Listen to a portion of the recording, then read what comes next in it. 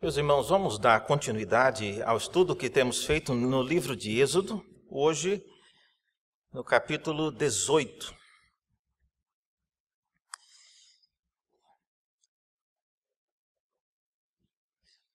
Êxodo 18.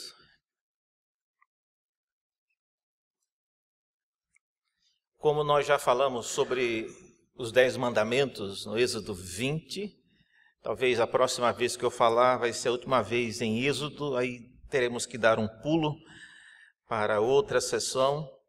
Mas hoje nós vamos falar sobre Êxodo 18. Diz assim a palavra de Deus. Ora, Jetro, sacerdote de Midian, sogro de Moisés, ouviu todas as coisas que Deus tinha feito a Moisés e a Israel, seu povo, como o Senhor trouxera a Israel do Egito.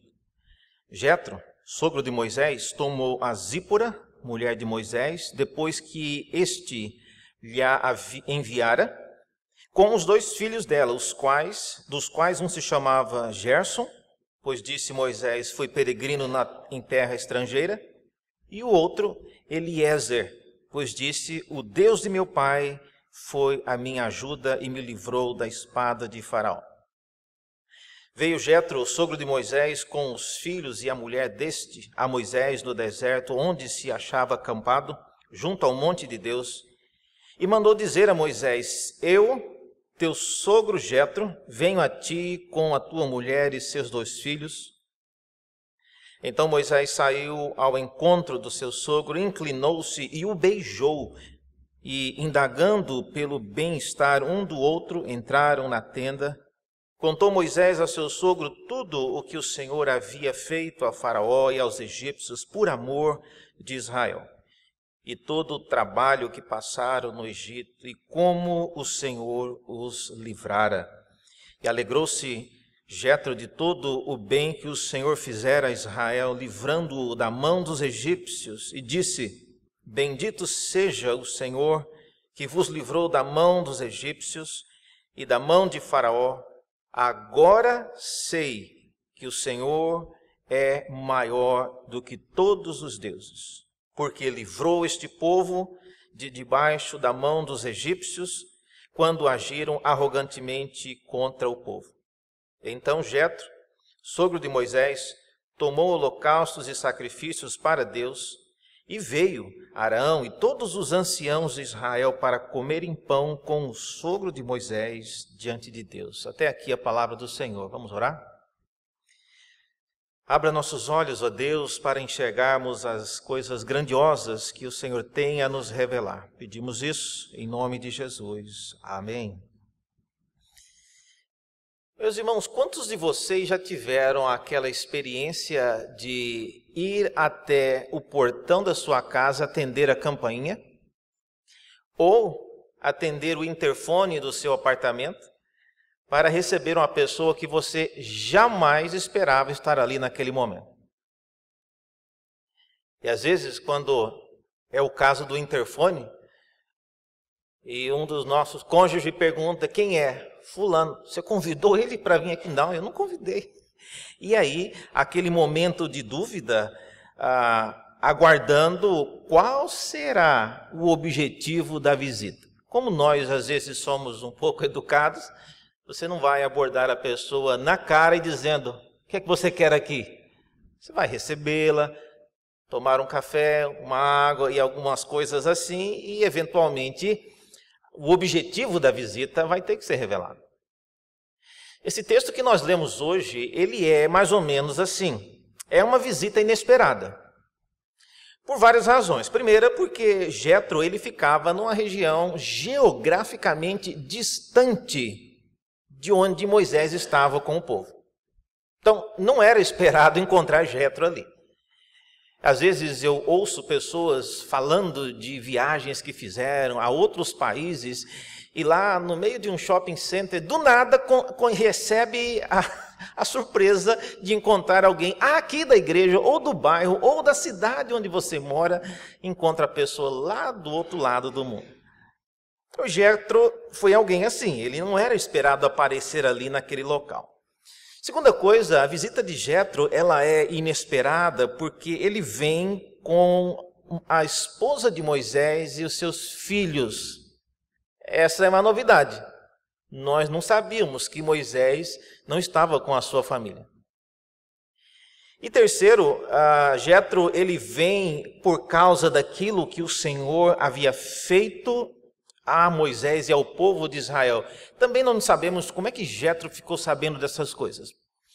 Não há notícia de que havia meios de comunicação conquanto precários comparados com os de hoje, mas Jetro, ele soube das coisas que Deus fez em favor do povo de Israel no Egito e tudo. Eu estou pensando aqui, possivelmente nas pragas do Egito e na morte do exército de Faraó no Mar Vermelho. Jetro sabia disso. Mas enfim, qual é então a missão de Jetro? O que é que ele veio fazer no acampamento onde Moisés estava? Essa noite eu queria então falar sobre talvez três objetivos dessa visita misteriosa de Jetro, que Moisés acabou sabendo, e eu gostaria de desafiá-los a aprender um pouco sobre isso. Essas três missões, essa missão de Jetro que tinha três objetivos bastante específicos.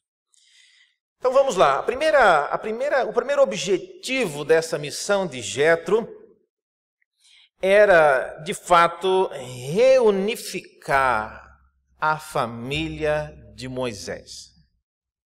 Essa é a primeira missão.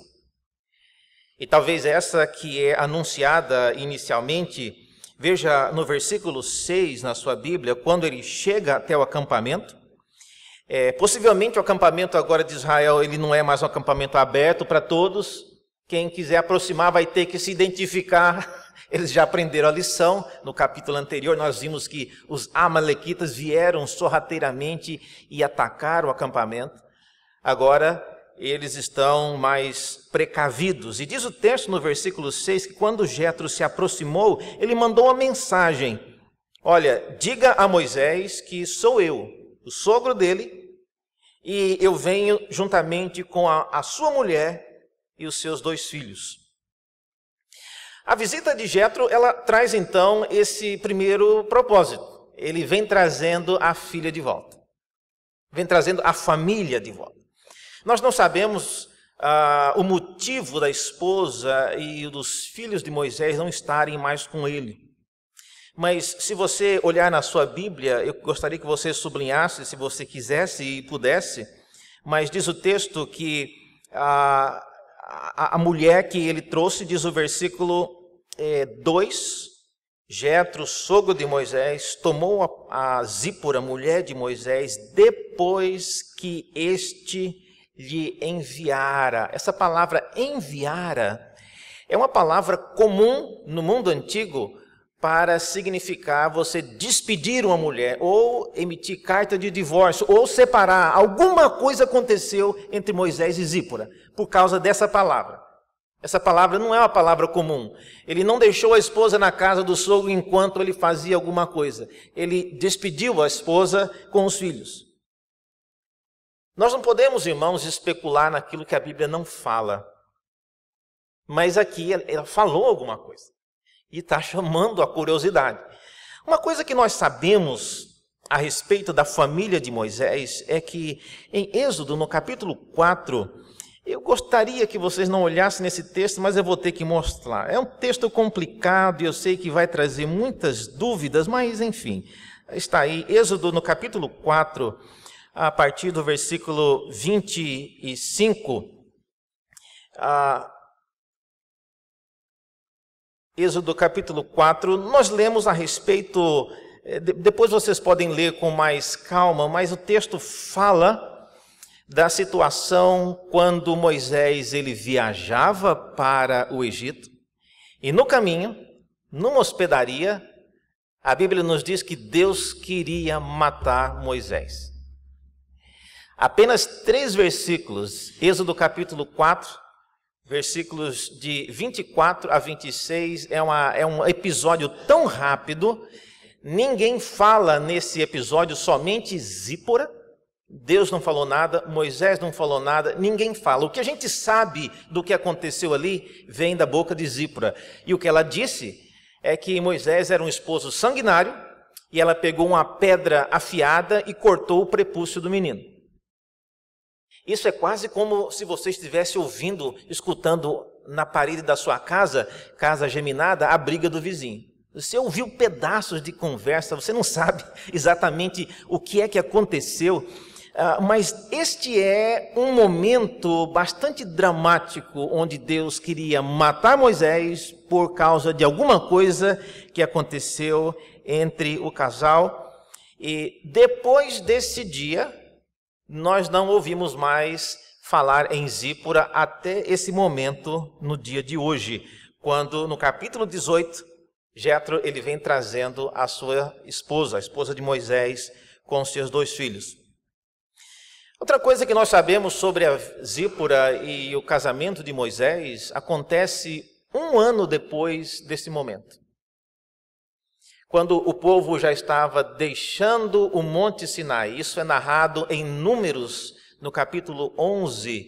E lá naquela ocasião, o povo preparava-se para caminhar e Moisés é dito, no início do capítulo 12, Números 12, é dito que Moisés tomou uma mulher cuxita, ou seja, ele casou-se com uma mulher da região de Cush, talvez a Etiópia ou a região mais sul do Egito. E por causa desse casamento, a irmã mais velha de Moisés, chamada Miriam, aprontou um grande piseiro e fez uma rebelião, e o irmão de Moisés, Araão, também uniu a essa rebelião. O fato é que a situação ficou grave, e Deus pessoalmente teve que intervir, e o saldo daquela situação foi que a irmã de Moisés, que era mais velha que ele, foi tomada de lepra e teve que ficar fora do acampamento por um tempo. Mas então você vê, 1 ano depois de Jetro trazer a Zípora, você vê Moisés já casando-se com outra mulher. Nós não sabemos se Zípora morreu, se de fato ele se separou dela, mas algumas coisas então, diante do que está acontecendo, nós podemos aprender, irmãos. Primeira coisa é que não existe nenhum projeto tão importante na vida de ninguém que justifique você abandonar a sua família e seus filhos. Deus criou o homem, o ser humano, do sexo masculino, e disse que não era bom que ele ficasse só para cumprir a missão que o ser humano tem na face da terra. E ele criou também a mulher para ser uma cooperadora. E o ser humano, então, ele é, por natureza, para trabalhar em parceria. E a família, não pode ser entendida como um estorvo, ela não pode ser entendida como um peso. E aqui, essa atitude de Jetro em trazer a esposa de Moisés é, sem dúvida, algo importante. Talvez nós não podemos, e de fato não temos informações suficientes para isso, para entrar nos detalhes disso. Nós não sabemos o que acontecia na família de Moisés. Mas o fato de Deus querer que essa informação ficasse registrada é porque Ele queria, de fato, nos dar alguma ideia nesta direção. E às vezes, para não pensar que, reverendo, mas o que acontece com a família desse povo? Moisés separava, tinha tantas mulheres. Será que é realmente importante isso? É, irmãos, é muito importante. Se não fosse importante, Deus não iria, como nós vimos no capítulo 4 de Êxodo, no versículos 24 a 26, Deus estava ao ponto de matar Moisés. Infelizmente, para nossa tristeza e a curiosidade de muitos, nós não sabemos o motivo por que Deus queria matar Moisés. Mas tinha alguma coisa a ver no casamento dele, porque a solução veio da própria Zípora. Então, a lição que a gente aprende dessa primeira parte da missão de Jetro é que qualquer pessoa que se envolve no trabalho para servir a Deus tem que pensar na sua família. Deus não chama, irmãos, para servir no corpo de Cristo pessoas arrancadas da família. Obviamente, se você tem a sua família, seus pais moram em outra cidade, ou você tem um contexto familiar que você não vive mais com os seus pais, aí tudo bem. Mas especialmente no caso aqui, nós estamos falando de marido, mulher e filhos. Então é importante, Jétro, ele traz a sua filha de volta para Moisés, e isso Deus fez questão de registrar. A segunda coisa que nós vemos nessa misteriosa missão de Jétro é que Jétro, ele veio também para corrigir o seu conceito que ele tinha do Deus de Moisés. Veja, no texto que nós lemos, especialmente nos versículos 9, de volta a Êxodo 18, nos versículos 9 e 10, Jétro, ele fala que ele se alegrou de todo o bem que o Senhor fizera a Israel, livrando-o das mãos dos egípcios. E ele disse, né, bendito seja o Senhor que vos livrou da mão dos egípcios e da mão de Faraó. E aí vem a palavra-chave, olha só. E aí ele diz, agora eu sei. Então, parece que a visita de Jétro, ela foi motivada por uma averiguação do que havia acontecido, e aquilo tinha mudado a sua cosmovisão, o modo como ele via a religião e o Deus de Moisés. O texto inicia dizendo que Jétro, ele era um sacerdote. Então, ele possivelmente tinha as suas reservas com respeito às convicções de Moisés e o Deus que ele servia, mas nesse dia ele veio motivado por causa daquilo que Deus havia feito em favor do povo de Israel. Há pelo menos 3 coisas específicas que Jétro faz que demonstram a sua reação em relação àquilo que ele observou na religião e no Deus de Moisés. Veja no versículo 9, ele se alegrou, é dito no versículo 9 que ele se alegrou com aquilo que Deus fizera em favor de Israel. No versículo 11, ele confessa a sua fé diante de Moisés, como eu disse, ele chega a dizer, agora eu sei. No versículo 12, ele oferece sacrifícios, olha só. Eu fico imaginando aqui se os líderes de Moisés, o Jétro, ele é de outra religião, gente. Ele é sacerdote de Midian. E vem ele lá com o sacrifício, sabe lá Deus que tipo de sacrifício, ou como ele estava oferecendo aquilo. Eu imagino que todo mundo deve ter ficado olhando para Moisés. E aí, Moisés, nós vamos participar disso aí? Que esse sacrifício não foi feito da maneira que era feito no povo de Israel e ficou aquela situação, mas pelo jeito o sacrifício ele foi recebido e eles comeram o pão e tiveram um momento de comunhão. Então a reação de Jétro não é apenas uma reação momentânea, não é uma reação casual, mas ele oficialmente ele quis se tornar parte do povo de Israel.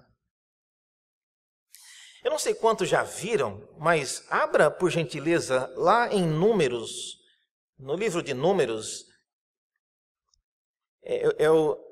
alguns 2 livros para frente de Êxodo, Números capítulo 10, no versículo 29, esse sogro de Moisés, ele é convidado para continuar, e Moisés insiste com ele.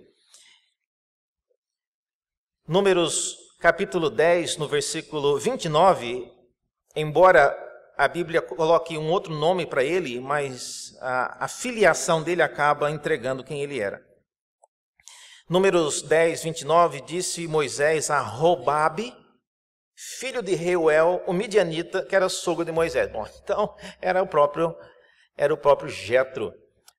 Talvez Jétro fosse um título e Robabe o nome dele mesmo. O fato é que Moisés propõe o seguinte a ele: No versículo 29, Moisés diz: estamos de viagem para o lugar que o Senhor disse, dá-vô-lo-ei vem conosco e te faremos bem, porque o Senhor prometeu boas coisas a Israel. Porém ele respondeu: não irei, não vou não, eu vou para a minha terra, ele disse, eu tenho a minha parentela. E Moisés, diz o versículo 31, Moisés tornou e insistiu com ele: ora, não nos deixes. E aí a razão por que Moisés insiste é mais surpreendente ainda. Olha só o que ele diz: porque tu sabes que devemos acampar-nos no deserto e nos servirás de guia. Interessante, porque o povo de Israel já tinha a nuvem, a coluna de nuvem e a tocha de fogo que caminhava na frente do povo. Eles sabiam onde parar, onde caminhar. Moisés, ele era o líder, porque ele ainda queria o sogro de Moisés para ir com eles. Posteriormente, quando o povo irá dividir a terra, a gente fica sabendo que o Robabe, de fato, ele foi, e ele inclusive recebeu herança dentre o povo de Israel. Mas a lição então que a gente aprende aqui, irmãos, é que aquilo que Deus faz em favor do seu povo, às vezes tem um impacto profundo na vida de outros. Eu gostaria de desafiar a igreja de Santo Amaro a pensar mais nisso. Nem sempre Deus ouve as nossas orações e Ele faz alguma coisa em nosso favor por causa de nós. Nós somos uma igreja no meio de uma sociedade. Existem várias pessoas que olham para a nossa igreja, que nos veem entrando pelas portas, pelos estacionamentos da igreja. Então, muitas vezes, seguindo um padrão histórico, Deus irá abençoar a sua e a minha vida, não necessariamente por causa de nós, mas Ele pode tanto protelar alguma coisa que temos lhe pedido ou conceder para que outras pessoas vejam e observem como Deus tem feito. E esse é o caso aqui de Jetro. Em terceiro e último lugar, a missão de Jetro tinha finalmente algo extremamente pontual. Diz aí que ele veio também para corrigir o estilo de trabalho de Moisés. Isso é uma coisa peculiar, né? Que sogro e sogra às vezes vêm para falar para o genro e para a nora, não é mesmo? Às vezes só falar: nossa, é assim que você descasca a mandioca? Nossa, é assim que você estaciona o carro? Então, Jetro, a partir do versículo 13, olha só na sua Bíblia. Ele estava lá, ele não veio para isso, mas como ele não conseguiu segurar a língua, ele viu o que estava acontecendo e ele acabou comentando. Diz o versículo 13 que no dia seguinte assentou-se Moisés para julgar o povo, e o povo estava em pé diante de Moisés desde a manhã até o pôr do sol. Vendo, pois, o sogro de Moisés tudo o que ele fazia, disse: o que é isso que fazes ao povo? Por que te assentas só e todo o povo está em pé diante de ti desde manhã até o pôr do sol? Se eu fosse Jetro, eu diria: você nunca viu falar em poupa-tempo? Por que você está concentrando toda essa tarefa em você? Inicialmente, irmão, não vamos dar o crédito aqui a Jetro. Ele não está criticando diretamente o que Moisés está fazendo. Ele está tentando entender o que está acontecendo. Ele acordou, acabou de tomar o seu banho, foi lá para fora e viu aquela fila enorme. E ele viu que a fila terminava em Moisés. E ele não falou de repente, porque se ele percebeu que o povo ficou o dia inteiro aguardando para ser atendido por Moisés, então quer dizer que ele falou isso no final do dia. Eu ouvi um aluno lá do Mackenzie, que vem de outros estados, e ele trouxe a mãe uma ocasião, e era segunda-feira, caiu Praça da Sé, estação de metrô, depois na República, e a mãe nunca tinha visto tanta gente na vida. E quando ela chegou na estação da República, é um dia normal. Ela perguntou para o filho: meu filho, qual que é a ocasião, qual que é o evento? Ela achou que estava acontecendo alguma coisa. Não, minha mãe, é assim mesmo, todo dia é assim, não tem nenhum evento acontecendo. Mas Jetro queria saber qual que era a situação, qual que é o evento, Moisés. Todo mundo numa fila na sua direção. A resposta de Moisés revela que a fila enorme tinha a ver com conflitos de pessoas dentro do próprio povo, e eles vinham até Moisés para saber o que é que Deus tinha a dizer sobre aquele caso específico. Veja aí no texto, no capítulo 18, a partir do versículo 15, nós lemos assim: Respondeu Moisés a seu sogro: é porque o povo me vem a mim para consultar a Deus. Quando tem alguma questão, vem a mim para que eu julgue entre um e outro e lhes declare os estatutos de Deus e as suas leis. Bom, Moisés, então, ele é a pessoa que, nesse ponto aqui, ele decidiu ser o único que detém o conhecimento daquilo que Deus havia revelado. E, de fato, irmãos, nós temos que lembrar uma coisa: não havia Bíblia nessa época. Sabe? A única pessoa que tinha a Bíblia era o próprio Moisés. E não ficava com ele, ficava guardada dentro da Arca da Aliança. Então, a necessidade de conhecer a vontade de Deus, ela era realmente legítima. Então, a reação inicial de Jetro, ela foi uma crítica.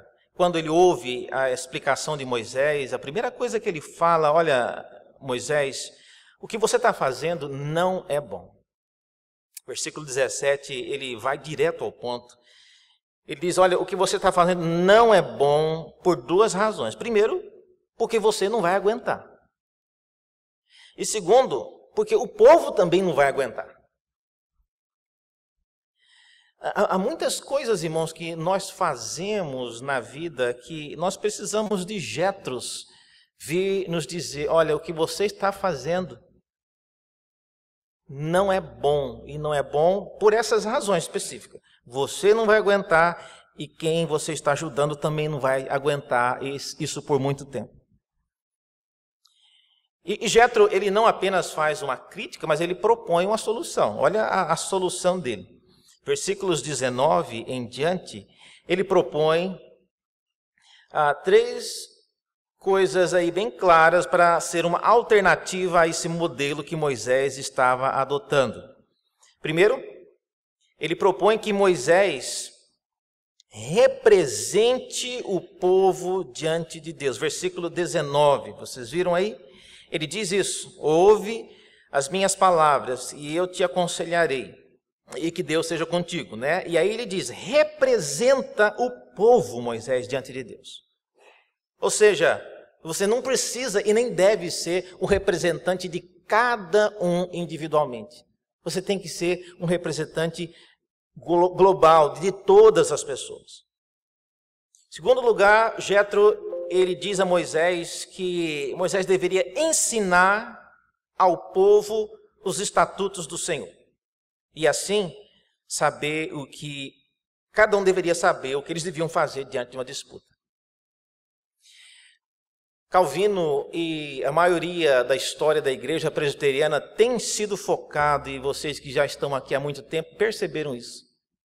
O objetivo da igreja não é que as pessoas dependam do conhecimento do pastor, também, mas é que a igreja também aprenda e entenda aquilo que deve fazer. O conselho de Jetro é, na verdade, uma direção bastante oposta àquilo que a tradição católica e a tradição antes da reforma alimentava, que o conhecimento e a instrução dependia dos líderes, mas isso não é verdade. Jetro, ele sugere que o conhecimento deveria ser divulgado e ensinado ao povo. Deuteronômio, no capítulo 1, no versículo 5, embora a palavra em português não dê para nós percebermos isso, mas o livro de Deuteronômio diz que naqueles dias Moisés começou a ensinar o povo a lei de Deus, para que ele não precisasse ter que arbitrar a respeito de tudo. E, em terceiro lugar, dessa proposta de Jetro, além de pedir para Moisés representar o povo, pedir para Moisés ensinar o povo o que tinha que ser feito, para que eles não precisassem ficar perguntando tudo, Jetro também sugeriu que Moisés deveria dividir a tarefa de árbitro com outros homens dentre o povo, ficando apenas com as causas maiores. Versículos 21 e 22. Eu acho interessante que Jetro não pediu para Moisés ensinar os juízes os mandamentos do Senhor. Era para ensinar o povo. Porque ensinando o povo o que tinha que fazer, diminuiria a procura, a demanda e saber como lidar com os conflitos. Jetro conclui a sua avaliação e observe na sua Bíblia, no versículo 23, no versículo 22, não, é 23 mesmo, ele diz que se fizeres isso, e assim Deus tu mandar. Então, Jetro ele reconhece que ele não está na posição de mandar Moisés fazer nada. Isso aqui é um conselho. Se o teu Deus achar bom o que eu falei, então eu acho bom também você fazer. E a conclusão é que possivelmente Moisés fez isso e ele acabou usando essa palavra de Jetro, o seu sogro. Meus irmãos, resumindo isso, quais são as lições em geral agora que nós podemos aprender disso tudo? Primeira coisa, eu gostaria de sugerir aos irmãos com respeito à família. Aprendemos que, como eu disse, nenhum projeto humano é mais importante, né, que justifique você abandonar a sua família ou deixá-la de lado. O gesto de Jetro é um lembrete a todos nós, pastores e liderados, que colocam, às vezes, a família como um empecilho, ou como um fardo, ou como se não fosse isso. Não, a sua família é parte de você. Quando eu digo família, eu estou falando marido, mulher e filhos. É esse vínculo. Não estou falando primo, tio, avó, não. Família é pai, mãe e filhos, antes deles se casarem. Segundo lugar, com respeito ao testemunho que Jetro ele ouviu, e aquilo levou a adorar a Deus, nós podemos aprender que aquilo que nós falamos, o modo como nós falamos daquilo que Deus faz em nosso meio é importante, irmãos. Um dos cânticos que nós cantamos aqui, eu queria até convidar o conjunto a vir, nós vamos cantar novamente, eles não estão sabendo, mas eu estou avisando agora, é aquele que cantarei para sempre aquilo que Deus tem feito. E nós, como cristãos, precisamos aprender a contar aquilo que Deus faz em nosso meio, de um modo que as pessoas que ouvem possam vir a agradecer e querer ter comunhão conosco. Isso é muito importante. Disto depende a divulgação e a expansão de uma igreja. Porque a maneira como você fala daquilo que Deus faz, se causa antipatia, se causa irritação nas pessoas, com certeza elas não vão querer ter nenhuma coisa a ver conosco. E em terceiro lugar, com respeito à avaliação que Jetro faz do estilo de trabalho de Moisés, de julgar o povo, nós precisamos, irmãos, mudar a nossa cultura. E aqui eu falo, tendo já morado quase 8 anos fora do Brasil, eu digo que nós precisamos mudar a cultura de muita dependência, né, dos pastores e dos presbíteros com respeito ao que deve ser feito. Nós, pastores e líderes, gastamos a vida para lhes ensinar. E quando tem que tomar qualquer decisão, tem que nos procurar.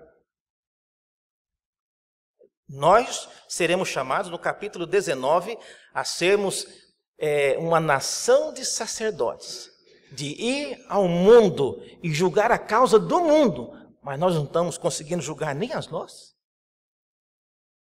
Então, o conselho de Jetro é um conselho que valoriza o conhecimento e a maturidade que todos nós devemos alcançar, a fim de que possamos não só não depender demais de causas pequenas, as grandes tudo bem, mas as pequenas tomamos decisões por nós mesmos, mas possamos também tratar daquilo que o mundo vem nos pedir ajuda.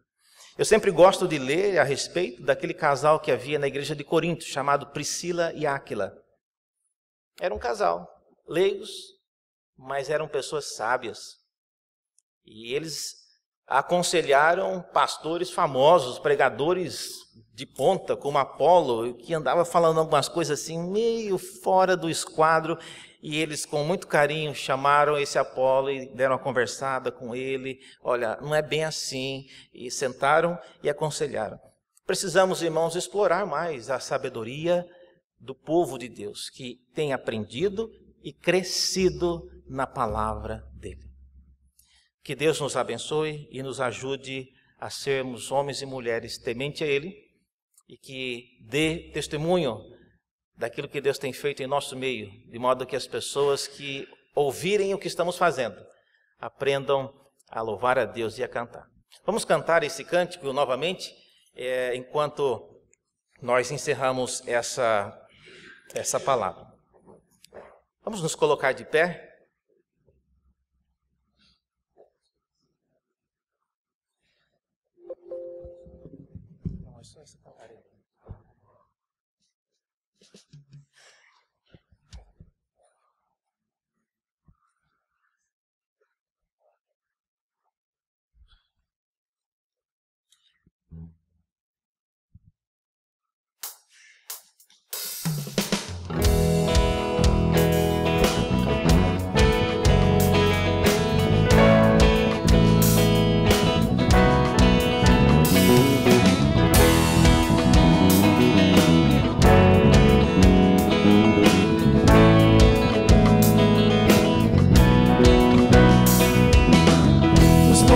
Correm para o mar, teus rios de amor por mim. Eu abrirei meu coração, deixando a tua cor entrar. Me alegro por te pertencer, levantarei as minhas mãos. O teu amor me alcança e me faz louvar-te. Cantarei teu amor pra sempre. Cantarei teu amor pra sempre. Cantarei teu amor pra sempre. Cantarei teu amor pra sempre. Dos montes correm para o mar, teus rios de amor por mim. Eu abrirei meu coração, deixando a tua cor entrar. Me alegro por te pertencer, levantarei as minhas mãos. O teu amor me alcança e me faz louvar-te. Cantarei teu amor pra sempre. Cantarei teu amor pra sempre. Cantarei teu amor pra sempre. Cantarei teu amor pra sempre. Meu coração exulta, com alegria eu canto. Se o mundo conhecer a ti, ele se encherá com a tua alegria. Cantarei teu amor pra sempre. Cantarei teu amor pra sempre. Cantarei teu amor pra sempre. Cantarei teu amor pra sempre. Cantarei teu amor pra sempre. Cantarei teu amor pra sempre. Cantarei teu amor pra sempre.